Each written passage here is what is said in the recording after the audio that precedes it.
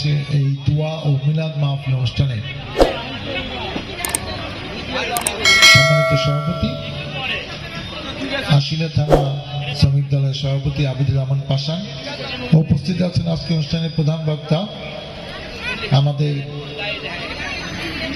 পরিবারের খুব কাছের লোক, দীর্ঘদিন আমার সাথে আব্বার সাথেও রাজনীতি করেছে, আমার সাথেও সে 96 সাল থেকে যাকে আমি সবসময় পাচ্ছি, সুবক্তা ঢাকা জেলা শ্রমিক দলের সভাপতি আলহাজ মোহাম্মদ্দিন ইসলাম, উপস্থিত শ্রমিক দলের ঢাকা জেলা সভাপতি হুসেন ভাই সহ আমাদের প্রিয় গফুর ভাই সহ বিএনপি অঙ্গ সংগঠনের বিভিন্ন পর্যায়ের নেতৃবৃন্দ, উপস্থিত শহীদ জিয়া সৈনিক ভাই ও বোনেরা, আসসালামু আলাইকুম। আপনারা জানেন যে 12 তারিখে একটি নির্বাচন। আজকে আমরা আমাদের প্রিয় নেত্রী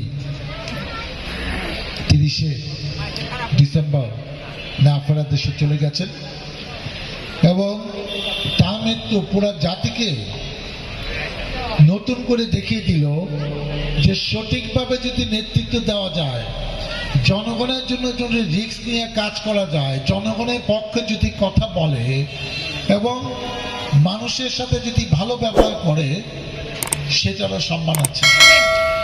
আমাদের শহীদ রাষ্ট্রপতি জিয়াউর রহমান যিনি দল প্রতিষ্ঠা করেছেন, ওনার মৃত্যুর সময় কিন্তু বাংলাদেশের স্মরণকালে বৃহত্তম জানাজা হয়েছিল। তার 24 বছর পরে দেখেন আবার আমরা একটা দৃষ্টান্ত দেখলাম। 80 বছর বয়সে উনি অসুস্থ হওয়ার পরে এমন কোনো মসজিদ মাদ্রাসা সংস্থা নাই, এমন কোনো রাজনৈতিক দলের নেতা নাই যে তাকে দেখতে যায়নি হাসপাতালে, তার জন্য দলের পক্ষ থেকে একটা স্টেটমেন্ট দেয় নাই এবং নীরবে নিবিতে পুরা বাংলাদেশ তার জন্য দোয়া করেছে।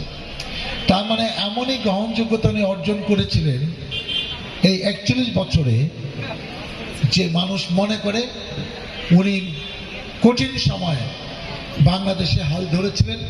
তার নেতৃত্বে দল বারবার ক্ষমতা এসছে, 91-এ আসছে, 96-এ বিরোধী দল ছিল, আবার 2001 সালে এসছে এবং আমাদের সবারই ইচ্ছা ছিল যে ম্যাডাম জীবন দাসে আরেকবার দেখে যান যে আবারও বিএনপি ক্ষমতায় আসছে।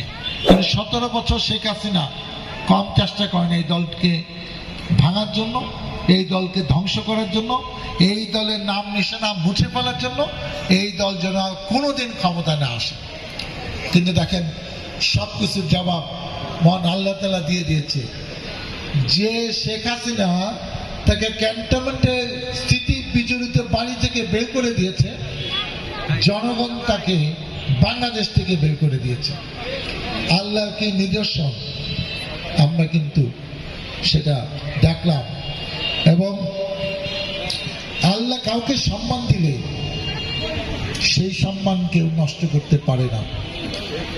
আপনারা এখানে অনেক ওলামা একরাম ভাইয়েরা আছেন, কুরআন শরীফে 3 নম্বর সূরা আল ইমরান সেখানে আছে, আমি বাংলা বলছি বঙ্গানুবাদ, সেটা হলো আল্লাহ বলছেন, আমি এই দুনিয়ার অধীশ্বর, আমি যাকে ইচ্ছা তাকে রাজত্ব দিতে পারি, আমি যাকে ইচ্ছা তার কাছ থেকে রাজত্ব কেড়ে নিতে পারি, আমি যাকে ইচ্ছা তাকে সম্মান দিতে পারি, আমি যাকে ইচ্ছা তাকে অপদস্থ করতে পারি, আমি সমস্ত কল্যাণ করে কিছুর সাথে জড়িত, আমি সবচেয়ে ক্ষমতাবান। এই সূরার অর্থে মর্মে মর্মে আমরা টের পেলাম দেশনেত্রী বেগম খালেদা জিয়া মারা যাবার সময়।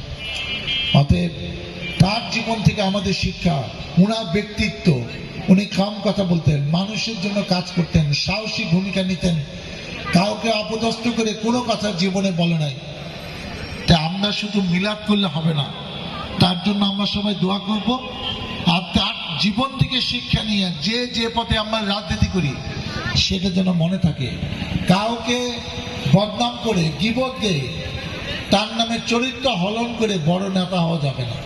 নিজের যোগ্যতা দিয়ে নেতা হতে হবে, মানুষের ভালোবাসা দিয়ে এবং সঠিক পথে থেকে দলের জন্য মানুষের জন্য কাজ করে যোগ্যতা অর্জন করতে হবে। আমি আপনাদের কাছে বিনীতভাবে যে কথাটা বলতে চাই, আসুন আমরা সবাই তার জন্য দোয়া করি। শুধু দোয়া করলে হবে না, আমরা যারা দলে নিবেদিত পাই, আজকে উনি আমাকে 96-এ মনোনয়ন দিয়েছেন, 2001 সালে দিয়েছেন, 2008 সালে দিয়েছেন, 2018 সালে দিয়েছেন। এবারও আমরা যখন পেয়েছি উনি তখন ছিলেন জীবিত। এখন দলে হাল ধরেছেন তারেক রহমান। আজকে জিয়াউর রহমান মারার পর দলে একটা শূন্যতা হয়েছিল।